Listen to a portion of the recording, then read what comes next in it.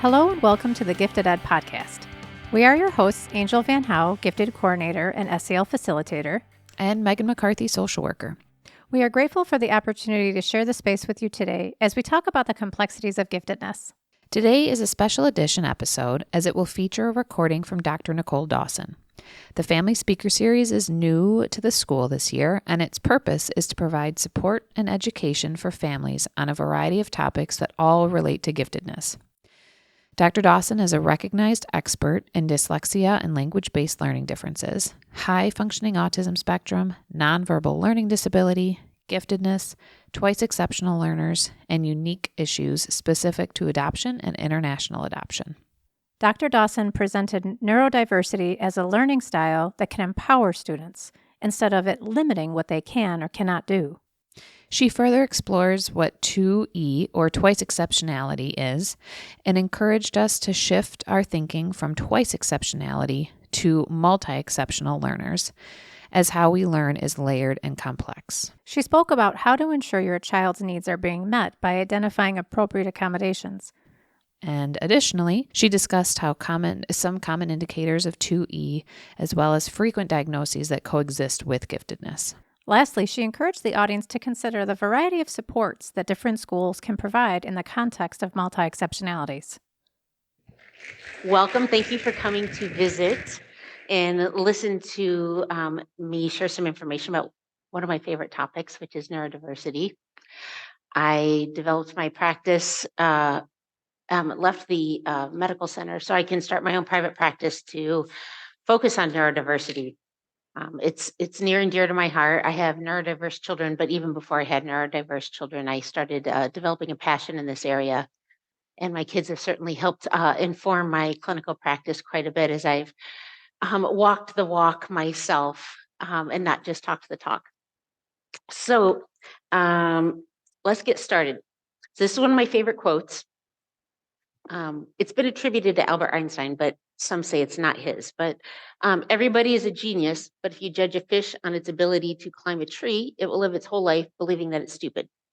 And I run into this scenario over and over in my practice where kids' true gifts and abilities and capabilities are not seen or validated because we try to use a broad brushstroke to evaluate what they bring to the table. And we have a very broken, I would say, public educational system that doesn't know how to identify neurodiversity, does not know how to pull out the gifts of our kids, of any child, and support their areas of challenge. So there's I couldn't find it, but there's a picture that goes along with this that shows a fish trying to climb a tree. And, the point is well taken. Tell the fish to climb a tree and it's going to look like it has a problem. You put it in a pond and it looks like a rock star. And that's the case for the vast majority of the children that I see in my practice. And that's why I do what I do. So what you will hopefully learn today is what is twice exceptional, potential indicators of twice exceptionality, what are common learning disabilities or developmental differences or processing differences that you can see in twice exceptional kids or that might indicate they're twice exceptional, how to identify such learners, the unique challenges of educating these kids, and what can you do as parents to support them at home. So first, I want to start with myths, and you probably all have heard variations of this, but the myths of the gifted students. They're mutually exclusive from those with learning disabilities. So, and I have a twice exceptional son myself, and I would hear, well, he's not gifted because he can't read, so he's obviously not gifted. But he's not bad enough in his reading to get any help with that. You have to just accept he's just an average kid. We're doing fine. Leave us alone. You have an average kid who's neither gifted nor learning disabled. So there's a belief that learning disabled children, or I like to say learning differences, are not gifted, and that gifted children can't have challenges. Many think that the gifted and talented student should be gifted in all areas. And if they're not gifted in all areas, then they're not gifted and talented. But that's actually more the exception than the rule of being gifted in all areas. Most gifted and talented students have their areas of strengths and comes along with areas of difficulties. They should socialize and think and behave at the same level as their intellect. They will excel no matter what environment we put them in. Difficulties exhibited in a particular area must be due to lack of effort or motivation. They're gifted, they're smart. If they're not excelling, they must not be trying. A student with high intellect who scores who scores average on school tests for reading, math, standardized testing should not receive gifted services. They're obviously not gifted if they're not scoring in these broad brushstroke tests that we give to identify whether or not your child is gifted or has a learning disability or social emotional challenge. What is twice exceptionality? In the most basic of terms, it means having more than one exceptionality. It means being exceedingly strong, above average, and quite exceptional in some areas. And it means also having quite significant challenges in other areas. That might be a learning difference. That could be autism spectrum. It could be ADHD, could be a processing disorder, it could be social emotional deficits. There's a number of ways a child can be twice exceptional. I like to think of it as more multi-exceptional. I think saying twice exceptional suggests that we have, they have gifted skills and then they have a box of challenges. And really that's not the case. It's usually there's usually a number of exceptionalities and a number of challenges, and it's complex. These are complex kids. All right, I'm going to use the 2E term just because it's easier than saying multi-exceptional over and over and over. But like I said, I think that's just a bit of a misnomer and it kind of oversimplifies the complexity of these kids' brains. I like to use this graphic by Seth Perler. It kind of is a nice visual for those of us that are visual learners, using a Venn diagram of we have individuals who have all these gifted traits. We have individuals who may have learning differences or social emotional differences, and then we have those individuals who fall in both categories. And that's that middle part 2E. Seth Perler likes to say that 2E, or twice exceptional, refers to a neurodiverse learner who has two or more exceptionalities that must be properly addressed in order to meet their atypical needs. Usually a gifted person with learning challenges. I like the way he uses learning challenges. As you will see, I don't like to use the term disability. I will still refer to learning disability. I will refer to, speech and language disorder. But again, that kind of oversimplifies the challenges. The fact of the matter is, like, a child, for example, with ADHD or a child who has dyslexia, it's not a disability. It's really just a different brain, a different way the brain is formed. It's actually a normal neurological difference in the human population. So we know, for example, that 15 to 20% of the population has a dyslexic brain. Well, that's not a disability. That's a normal variation in brain development. So I don't, when I work with families and kids, I don't use the term disability. I don't say you have a disability because that makes it makes the child feel like something's wrong with them, and there's nothing wrong with them. They have this amazing, awesome brain. It's only a disability insofar as they're in an environment that doesn't know how to teach them the way that they learn best, or what they're passionate about, or things like that. Neurodiverse 2E learners, I like to think of more as they have these highly specialized brains. So we have learners that are kind of jack of all trades that can do well in a number of areas. And then our neurodiverse learners and 2E learners have this highly specialized brain where they are rock stars in some areas and struggle in other areas. And that doesn't make anything wrong with their brain, but it's just more of a specialized brain. There's also an important point to make is there's a huge overlap between giftedness and learning differences and attention differences and social emotional differences. And as parents of the gifted and talented, you probably all see that gifted and talented comes with some of their own unique development and strengths and challenges. They may have more difficulties struggling or more difficulties making friends, finding their people. They're often sensitive, intense. I could go on and on. That's the same thing when we're talking about like learning differences or attention differences, autism spectrum. So, and kids with learning differences, often their learning differences often is what gives them strengths in other areas. The dyslexic child, they struggle with learning to read, write, do math. but they're often very gifted in visual spatial skills, thinking outside of the box, problem solvers, things that we don't test for at school. We want to test every child to see if they're like excelling by looking at their reading, their math, their spelling, and we don't look at problem solving. We don't you look at out of the box thinking. We don't look at musical and artistic talent. These are all, I mean, what would we have in our world if we did not have people that excelled in those areas? And the trick here is identifying, because there is a huge overlap, identifying what is part of the gifted and talented um, profile and what is an additional learning difference or developmental delay or attentional difference, because there is an overlap. So some of these things are part of the gifted profile. So it's tricky to think about what is truly part of the gifted profile versus what goes above and beyond that and is actually, a quote unquote disability or an area of deficit that needs to be addressed. So I often, when I'm talking with kids, I often use this metaphor of the Ferrari.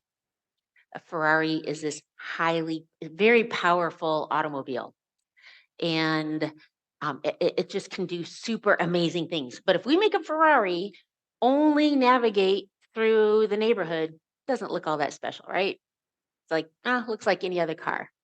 But a Ferrari only looks awesome when we get out of that neighborhood box and we let it shine and we give it a venue and an environment where it can show its muscle. And I tell kids that this is like their brain. Um, and they have these, I tell twice exceptional kids or kids with, dyslexia, ADHD, like you have this very powerful brain. There's nothing wrong with your brain. The problem is we have an educational system that wants to teach everybody in one way. But if we get these kids in an environment that gets their brain, that understands their power, that understands their challenges, they're a Ferrari. They can, like, there's no limit to what they can do. Likewise, I say, when you have a Ferrari, are you going to take it to Jiffy Lube to do the oil change or to give it a tune up? No, you need a specialist. You need someone who understands Ferraris. And that's likewise with learning differences and with the gifted and talented. You can't just have any old teacher be able to help these kids reach their potential. They really need teachers and educators and an environment that has expertise in the uniqueness and complexities of their brain. So, what are some potential indications of twice exceptionality? The biggest one is asynchronous development. These kids can be all over the place and it can be inexplicable. Like they may be like using high vocabulary and figuring out math at the age of 2 or 3, or they may be starting to read on their own, or they're talking, several grade levels advanced. Yet in other areas, they're struggling. They're clumsy. They have 2 left feet. They're struggling to make friends. Or maybe they're a rock star in math and they're still struggling to learn to read. So the asynchronous development is red flag number one. Inexplicable challenges despite hard work and high aptitude. They're really smart, they're working hard, their teachers are supporting them, and they're still struggling. Underachieving in some areas, excelling in others. These kids may look lazy or unmotivated. In fact, I hear that all the time. Teachers telling me they're really smart. This kid's obviously really smart. So if they're not getting their math done, they're just not trying hard enough. They're getting bad grades. They're obviously not trying hard enough because obviously they have the intellect to do it. Avoidance of certain tasks, activities, and interactions. So that may be a child with dyslexia is absolutely often avoiding reading. Child with dysgraphia may come to tears when they're given a writing assignment. You may have children with high functioning Asperger's autism spectrum who look great in the classroom when it's nice and structured and predictable, and they get out of the classroom in the social environment and they freeze and they don't know what to do. It's this, and they may not didn't want to be in these social environments. So avoidance of certain tasks is often a red flag that they're struggling in some way. Anxiety, depression, frustration, low self-esteem. A child who's being supported and whose gifts are fostered and whose challenges are supported, they're happy, they're self-confident. Children who are highly anxious, why are they anxious? Children who are acting out, Children don't want to act out. They don't want negative consequences. Children want to please. Inherently, they're pleasers. So if a child is struggling in some way, it's not because they're lazy or they're making choices not to do A, B, C, or D. There's something getting in the way. They can't. Other potential indications of twice exceptionality, executive function impairments. And in a bit, we're going to talk about what executive functioning is. Slow processing speed, easily frustrated, emotions out of proportion. Of course, this can be part of the gifted and talented profile. So you kind of have to look at, are the frustrations or acting out happening in some instances and not others? If they sit down and they do math homework without a problem and then they throw a fit with writing homework, all right, that's a red flag. Versus if they're upset about all homework, well, that might be a problem with something else. Inflexible, emotionally sensitive, or having social interaction challenges or difficulty finding, quote unquote, their people. So I like Seth Pilar also uses this graphic, and it's really awesome. So the neurotypical child, all of those little levers kind of fall somewhere in that middle range, okay? Neurodiversity and twice exceptional kids, those levers are all over the place. You have some that are high, some that are low. I mean, this is all over the place. And so I think that's a really good kind of graphic. And again, it's why I don't like to think about twice exceptional, because it almost suggests like there's two boxes. They have their their gifted abilities, and then they have their learning disabilities or their social emotional deficits, and they're in these boxes. But it's kind of all over the place. So what are some of the unique challenges for the 2E child? Well, their gifts and talents often overshadow their challenges. And so they're really good at masking. They can use their high intellect. They can use their great reasoning skills to kind of work around areas of challenge. Conversely, their learning challenges or social emotional challenges or processing challenges can mask their gifts. So a lot of times they look just like average kids in class. But usually parents have an idea. Usually parents are like, you know what? It seems too smart to be struggling in this way. Something's up. Or, you know what? I see, they're telling me my child can't do A, B, C, or D. I'm quite certain they can. Their learning challenges can prevent their acceptance into gifted programming, and their gifted skills prevent qualifications for programming for learning disabilities. And I ran into that with my own son, who's gifted and very dyslexic and with ADHD. And I was told, Mrs. Dawson, you just have to accept your son's never going to learn to read and that he's just an average student. He's not gifted. He's not talented. And you know what? He doesn't really need special education because his reading skills aren't bad enough, because the way that they were testing him doesn't really get at what his true challenges were. And I had to fight long and hard on that one. Parents advocating for their 2E child are often accused of seeing problems that aren't there or gifts that aren't there. Your child's really not that smart. If they were that smart, they would not be struggling in reading or math or spelling. Their unique strengths and or challenges can fly under the radar for years. Again, they're really good at compensating and masking. So it's not uncommon for me to see 2E kids in high school who have been able to compensate for their challenges for a long period of time. They've been able to mask their social emotional difficulties. They know how to play the game, or they can use their high intellect to work around their reading challenges until their compensatory strategies are just no longer keeping up. And then we don't usually see, oh, I'm struggling with reading.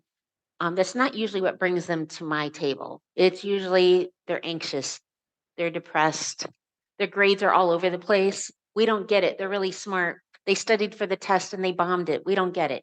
The one size fits all learning environment does not meet the needs of the 2E learner. They need differentiated instruction. These are very complex brains. And typically the public school setting does a very, very poor job of supporting these kids and fostering their strengths and meeting their needs. Standardized testing may not always accurately capture a child's true gifts or their true challenges. So again, commonly in the public school setting, many of the school districts around here use things like map reading and map math to determine whether a child should be in gifted programming. Well, in fact, I just saw last week a child with like a 140 IQ, but he's also has ADHD and learning differences. So he only scored at the 80th percentile on math rating and like the 50th percentile on math. Like, well, he should not get gifted and talent. I mean, he's a 140 IQ. I mean, this is high, but the schools only uses those two broad brushstrokes, and he has a learning difference, so he was not determined to be eligible for gifted programming. However, he wasn't getting help with his learning disabilities because he scored at the 80th percentile on math rating and the 50th percentile on math. However, map reading just tests reading comprehension and vocabulary. It does not test reading decoding or phonological awareness or all those areas where a dyslexic child is going to struggle. So, testing, using a square peg testing protocols to try to measure children with round goals. So I'm going to go through a few areas where a child might show some exceptionalities, where a gifted, these are kind of some of the most common exceptionalities I see in my practice in the gifted and talented. First is executive functioning. Executive functioning can occur, it's very common for the gifted and talented population to have executive functioning challenges, kind of like the absent-minded professor. So what are your executive functions? Think of a CEO. That is kind of what your executive functions are. So they're mental processes that direct a child's thought, action, and emotion, particularly during active problem solving. So it's selecting appropriate goals for a task, planning and organizing an approach to problem solving. It's initiating that plan. It's blocking out distractions. It's being able to hold that plan in your head, in your working memory, while you're trying to bring it to fruition. It's flexibly trying a new approach. When necessary, you come to a roadblock, it's being able to be flexible and think of a new solution. It's checking to see that the goal was achieved. And importantly, what many aren't aware is your executive functions play a big role in regulating and modulating your emotions. Children with executive function challenges often have big emotions, unregulated emotions, big reactions to much smaller stressors. And so again, if you think about what a CEO does, that kind of gives you a good idea of what your executive functions are. They're the CEO of your brain. So a child with executive function problems, this is a good cartoon. I spent 5 hours working on my report, 1 hour to go to the mall for an ink cartridge, 2 hours on hold with tech support, 45 minutes looking for a sheet of white paper, and 30 minutes searching for the perfect font on the internet. And so I often have parents like, well, they spend like 4 or 5 hours a night on homework. I don't know why they're not finishing. Well, they're not really spending 4 or 5 hours on the homework. ADHD. So I often see a lot of twice exceptional students with ADHD. And ADHD, we often think of it as these hyperactive, impulsive kids, but actually a lot of twice exceptional kids that I work with have the inattentive type of ADHD, which means their challenges are predominantly inattentive and not the hyperactivity, not the impulsivity and the behavior problems. These are the kids that fly under the radar often for years before they get accurately identified. They are kids that are spacing out. They have trouble with their executive functions. They can become easily distracted if they're not actively engaged in a hands-on task. So oftentimes when I get feedback from teachers, these are the kids that the science teachers like, oh, they're so actively engaged. They contribute to class because they're doing these projects or they're doing experiments. And then I hear from, the math teacher, well, totally disengaged in class all the time because math is the teacher standing in front, giving a lot of lecture. It's not hands-on. And this is when these kids kind of slip off. These are the kids that might leave a trail of belongings wherever they go. They often actually, inattentive ADHD kids, sometimes their biggest challenges are the executive function challenges. In fact, there's a big growing body of research that is suggesting that ADHD really isn't an attention deficit disorder, but it's an executive function deficit disorder. These are kids that often make silly mistakes, and you show it to them and they're like, "What? Why did I write that?" Difficulty organizing their work, difficulty following through on instructions, tasks, routines. And why? Because their mind is somewhere else. They're spacing out, but they may not look like it. They could be staring at the teacher giving the instruction, but their mind is somewhere else. And I'll often have high school students when I ask them about what it's like in class, and they're like, I will sit in class and I will say, okay, we have a final on Friday. I have to pay attention to this class because they're going to go over everything I need to know about the final. And a lot of times this teacher actually gives us ideas of what's going to be on the final. So I have to make myself pay attention. And then 5 minutes into the class time, I realize I've been spacing out and missed the first 5 minutes of the instruction. This is commonly for older students who can actually are more insightful as to their internal workings. This is commonly what I hear. So no matter how hard they try, they can't make themselves stay focused. And this can be hard for parents and teachers to wrap their head around. They're smart, they're hardworking. How can they not just pay attention? How can you not make yourself focus? Then there's the combined type or hyperactive impulsive type of ADHD. These are the kids that I get identified usually at a much younger age because they're causing problems in the classroom. They're impulsive, they're out of their seat, they're interrupting without raising their hand. They often seem like they're on the go, like they're driven by a motor. I have one in my house growing up, was always jumping off the couch, hanging upside down on the sofa, hard time staying in their seat during the dinner time. Sometimes, though, these kids, especially the gifted and talented, are pleasers. And so we often don't see this in the classroom setting. They want to please, they want to not stand out. So, a lot of times, I find that gifted and talented kids with ADHD, it may not show up in the school setting. And oftentimes, teachers are shocked when I have diagnosed it and they're like, what? They look awesome in the class. But that's because they have so much anxiety about not following the rules that the anxiety keeps them, you know, following the rules. But when they get home from school, then sometimes is when the true colors come out. These are kids that are often have a very hard time. Just they're grabbing things. They're jittery in their seats. When I'm testing them, oftentimes I have to make sure like there is nothing within arm's length because they can't help themselves. They're looking at it. Dyslexia. This is another really common thing that I'm seeing in twice exceptional kids. Why? Well, dyslexia is really common. It's in 15 to 20% of the population across all cultures, across all nationalities. Dyslexia is a passion of mine. I developed expertise and passion in dyslexia before I ended up having a dyslexic son. And I adopted him. So I like to think he found his way to the right home. Dyslexia is very, very poorly understood. It is not a visual processing problem. It is not writing letters or reading letters backwards. It's a language based learning difference. The dyslexic brain is literally wired differently, it processes information differently.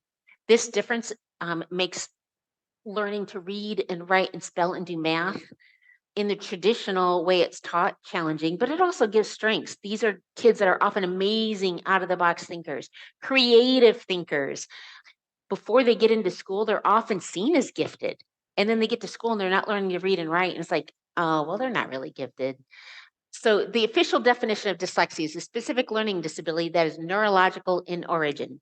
So has nothing to do with how well a child was taught early on, what their parents did. This is genetic. In fact, we found genetic markers for dyslexia. It tends to be inherited. If you're a genetic parent, there's a really good chance you'll have at least one child who's dyslexic. Difficulties with accurate or fluent word recognition, spelling, decoding, and writing due to deficits in the phonological component of language.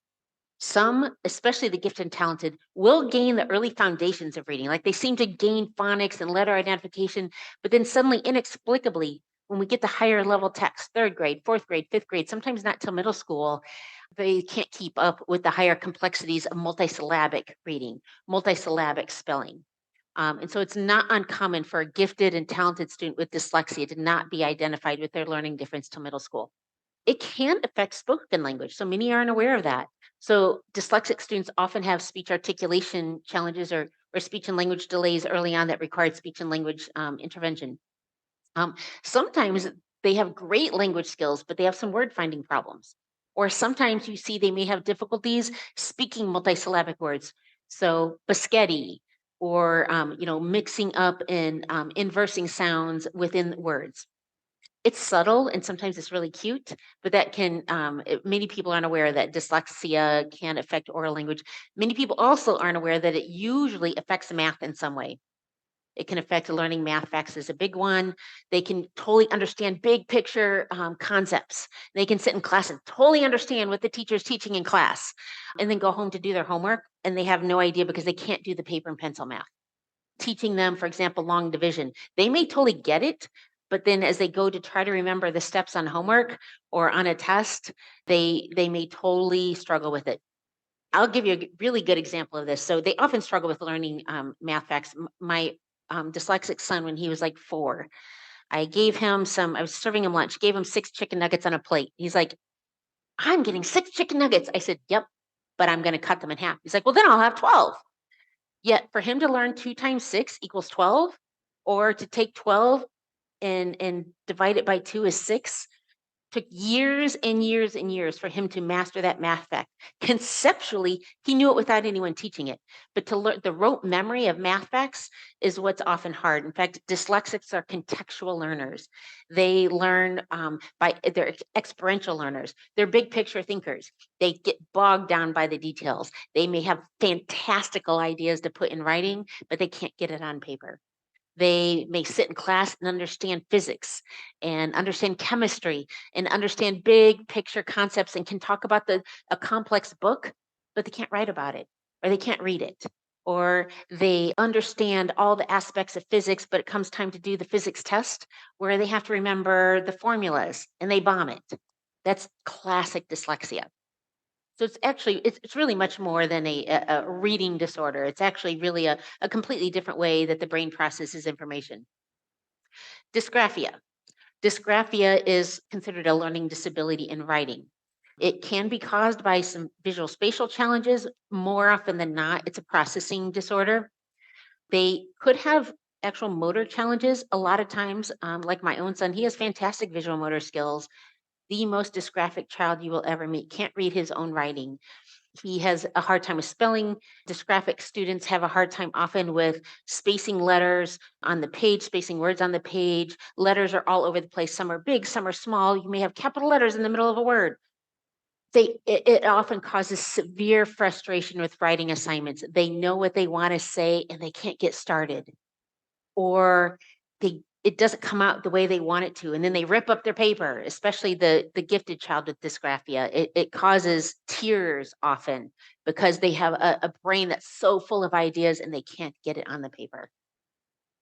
And dysgraphia often occurs, it can occur by itself, but it often occurs within the context of ADHD or dyslexia or gifted and talented. It's often within the context of something else. So when I see referral for dysgraphia, I'm also always looking to make sure there's not something else going on because it very commonly co-occurs with other things. Dyscalculia, specific learning disability that affects a child's ability to understand, learn, and perform math and number-based operations. They may struggle with all aspects of math, or they may struggle with just kind of the simple basics of math, learning their math facts in addition, subtraction, multiplication. They may have difficulty learning how to learn how to carry when you're adding multi-digit numbers, or learning how to borrow. I don't even think that's what they call it anymore. Trading, is that what it's? I don't know the term used anymore. When I was growing up, it was carrying and borrowing. They may be able to do complex math in their head and not be able to do it on paper. This is really common for the child with dyscalculia. These are kids that often sit in the classroom, and like I said before, because dyscalculia commonly occurs in dyslexia, these are kids that can sit in the classroom and completely get everything that the math teacher is teaching and can come home and not know how to do it on the paper. And these are parents that come in and say, my child is struggling in math. And the teacher's saying, no, they're not. They answer the questions. They raise their hand in class. And the parents like, they can't do their math homework. And it's because it's the difference between big picture concepts and verbalizing it in classroom versus knowing how to actually do the paper and pencil part of it, or the simple recall of the math facts. This is really common when I work with gifted and talented kids who have math disabilities, when I give them math problems and they have these, they often come up with these awesome little cute comments. Only in math problems can you buy 60 cantaloupes and no one asks you, what the hell is wrong with you? And I had a kid who just said something like this, like last week, like, who would even do that? Which is, it's the fun part of what I do. Another big population that I work with a lot is autism spectrum. I tend to see high functioning kids with autism spectrum. My favorite are the kids that are flying under the radar for years, inexplicably struggling with making friends, or they seem to make friends when they're young. And then third grade, fourth grade, they start to struggle a little bit more. By middle school, they're losing their group of friends. Parents are like, I don't understand it. They're smart. What's going on? Gifted kids who are on the spectrum can fly under the radar for years. In fact, I just had a young woman contact me who's 30 and said, I'm pretty sure I'm on the spectrum, but I know how to mask with the best of them. I know how to compensate, but it is really, really hard. And I'm in a PhD program now, and it is just way too hard for me to talk with my professors or to make friends in this new program. At the heart of, and I still use the term Asperger's. Officially, it doesn't exist anymore in the Diagnostic and Statistical Manual. The official diagnosis is autism spectrum.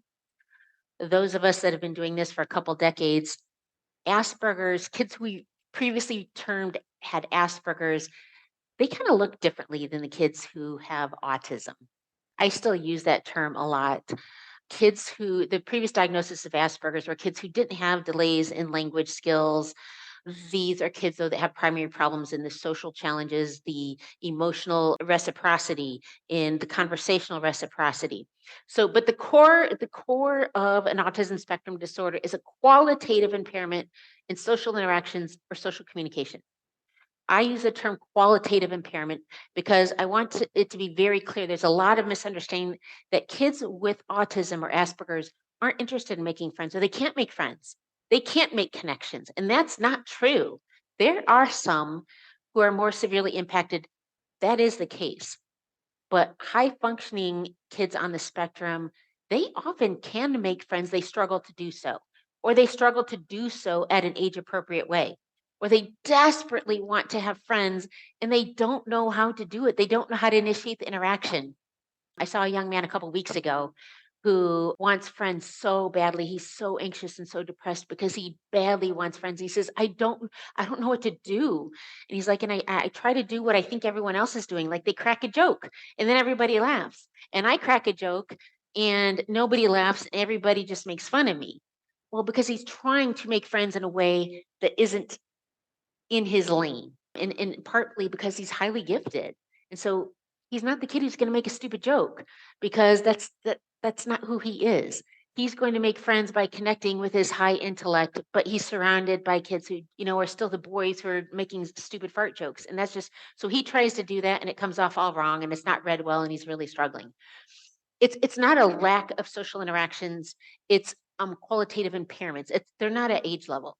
So this could be difficulties with having a back and forth conversation about a variety of topics and not just of their topic of choosing. This could be a child who overly focuses on their ideas or their objects or their obsessions, and have a hard time talking about anything else. So if you can engage them and their topic of interest, they look like they're incredibly social. But if you try to steer it away about a different topic, hey, let me tell you about my dog, they may just keep talking, literally talk right over you as if you did not say anything. Or they may just look at you like they don't have a follow-up. They don't know what to do or say. They may, these are kids that sometimes look very flat. So they often don't have that normal nonverbal communication. So the vast majority of our communication is nonverbal. It's not actually the language part. When we're conversing with people like me, you see me making facial expressions, changing your tone of voice and rhythm. It's using hand gestures, different emotions to express. If I say such and such, it may mean something different based on the tone of voice I use or the hand gestures I use. Those on the spectrum often have reduced nonverbal communicative skills. These are kids that often want to make friends and they have difficulty making or keeping friends, or they may make friends really easily, but they have difficulties keeping them. Another area that's necessary for an autism diagnosis is some level of restricted, repetitive patterns of behavior, interests, or activities. And this can come in a number of forms. This could be sensory processing issues. This may be echolalia, meaning they often in their conversational skills, they're using verbatim what they've heard someone else use and not in a flexible way. Sometimes they may repeat back lines from a movie and they may use that to converse, but not in a flexible way, like in a very rote, verbatim manner. They often are very inflexible. They don't like change. They like predictability. They often do much better in the structured classroom setting.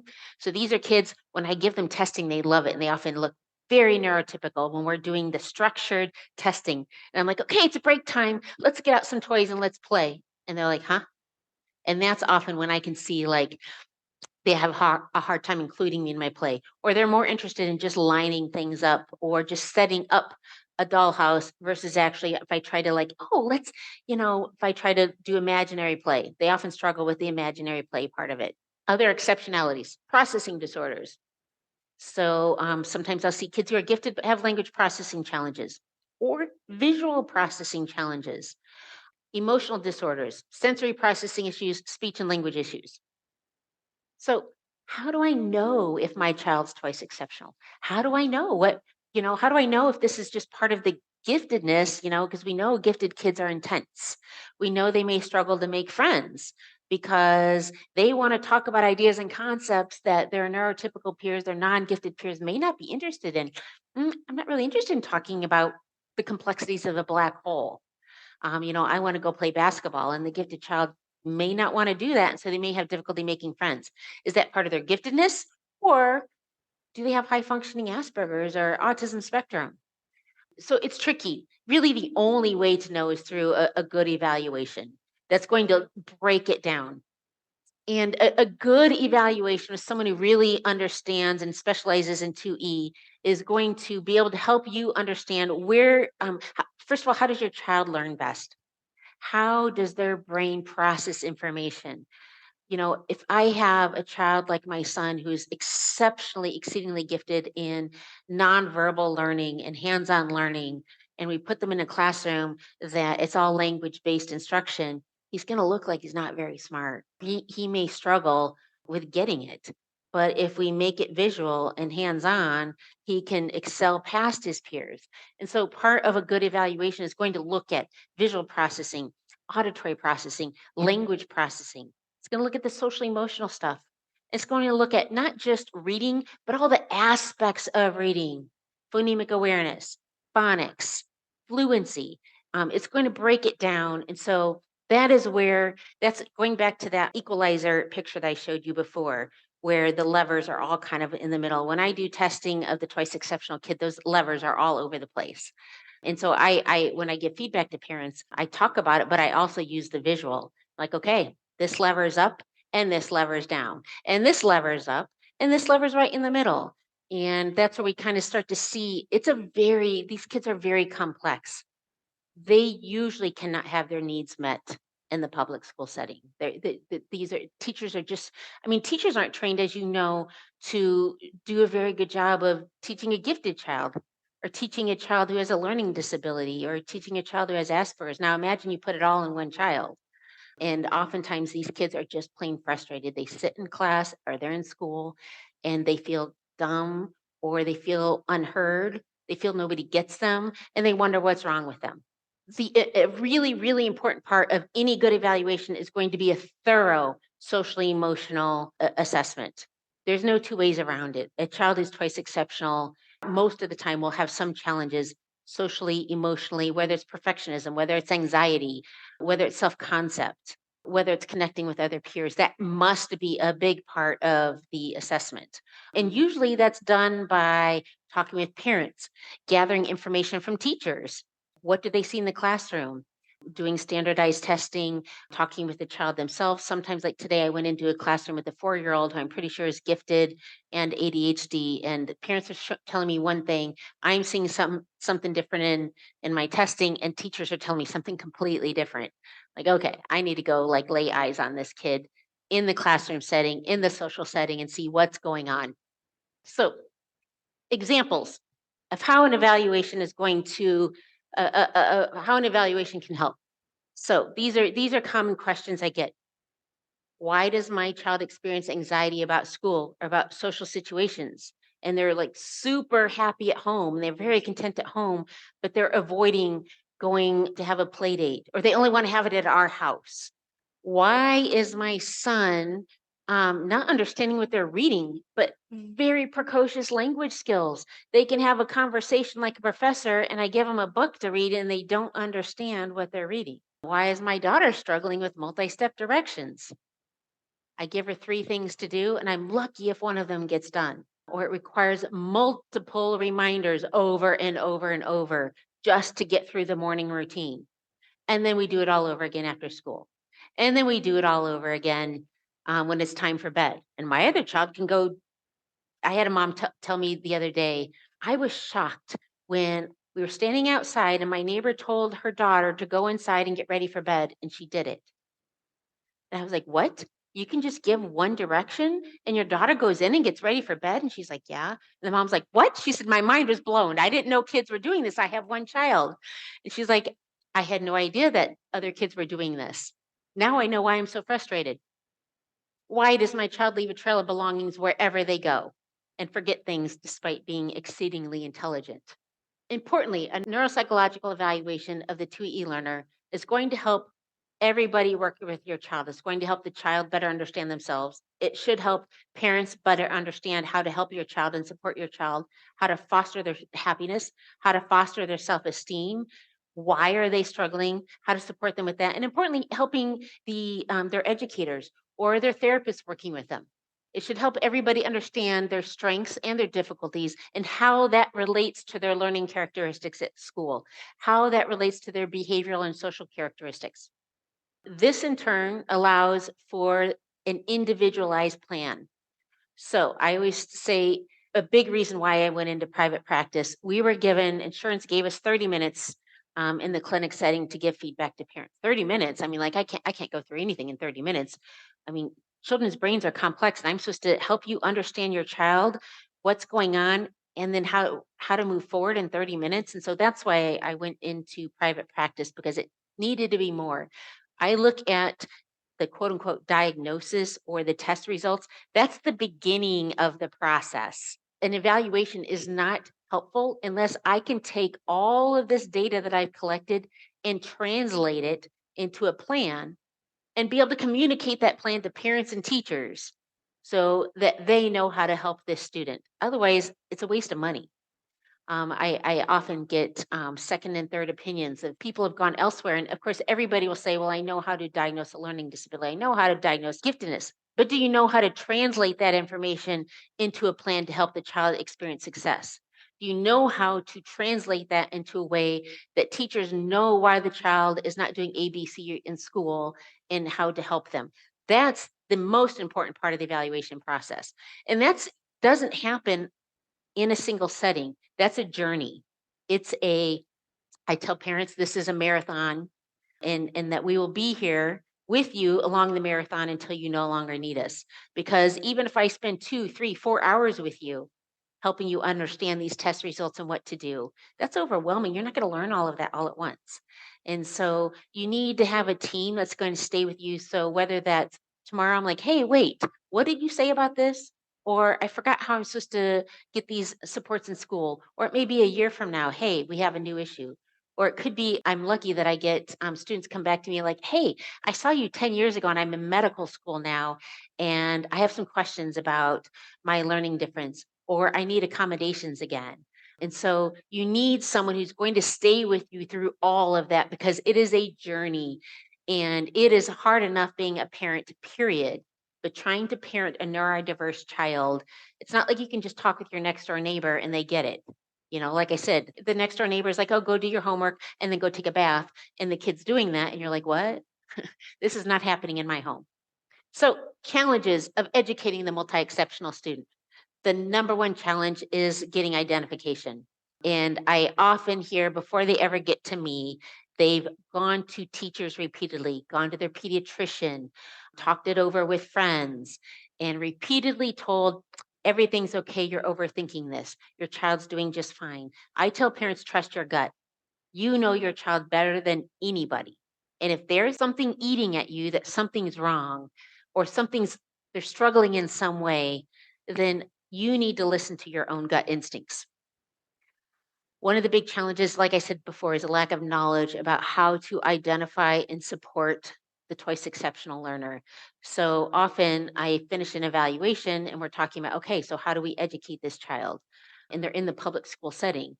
And some parents have the means to pay for something like Avery Coonley or some other private school. Some parents don't. And then we're left, okay, how do we help this child in the public school setting? It's so hard because educators don't know what they don't know. They may think they understand giftedness. They may think they understand a learning difference. They don't know what they don't know. And it's really, really hard because when I talk with teachers, they're like, no one taught me how to teach a neurodiverse student. Nobody taught me how to teach a child who's gifted or how to teach a child who's struggling in learning or how to teach a child who's struggling in social emotional. We got a semester that went through all of that and that was it. It's very, very hard. Also, like I said, these kids often have tons of anxiety and that make them work really, really hard to keep up in school and to mask and to compensate when really inside they're so anxious. They come home, they lose it. Other problem is even if you have the money to pay for a gifted and talented school or a school for learning disabilities, oftentimes those schools don't meet the other exceptionality. So there's some amazing schools for dyslexic students, like Hyde Park Day School is awesome. And they have highly individualized curriculum, but you may not see other kids there that are highly gifted. Or you may come to a school and they are involved in theater where they get to write scripts and act and have a friend, and that makes them super happy. And they're very self confident. That may look completely different for somebody else. It can be hard, especially when you have multiple children and you have one child who's kind of that multi-exceptional kid, and you're like, okay, I raised these other kids this way and they're all doing this. And it can be really hard to step outside of that box and say, okay, this is different. I got to do this a different way. I have to parent this kid a different way. And I have to stop my preconceived notions of what he's going to be. Your number one job is building a happy, confident, resilient child. It is not straight A's and B's. It is not getting into this school or this college. And that's probably my biggest take home today. Ask lots of questions. If you're wondering if your child is struggling in some area or if their needs are being met, ask questions. Ask teachers. Ask parents when they go over to play at someone else's house. Ask your spouse. Ask your child. What is their experience? What is school like for them? Do they feel like I often ask kids, do you have enough friends or do you wish you had more? Do you feel like you fit in? Do you feel like your friends get you? Do you feel like your parents get you? Do you feel like your teachers get you? Kids know, they know how to answer those questions and they'll answer. Empathize and normalize. This is one of my favorite phrases I use with parents. Empathize with their challenges, but normalize their unique brain. A lot of times parents like to, oh my gosh, you're so gifted. And they want to like hype up being, oh, you're so gifted. It's so special. You have this special brain. Kids don't want to be special. Kids want to be like everybody else. So you need to be careful about how much you point that out. So if they're struggling socializing, if they're struggling learning to read, empathize with the struggle, but normalize. Well, we all have our challenges.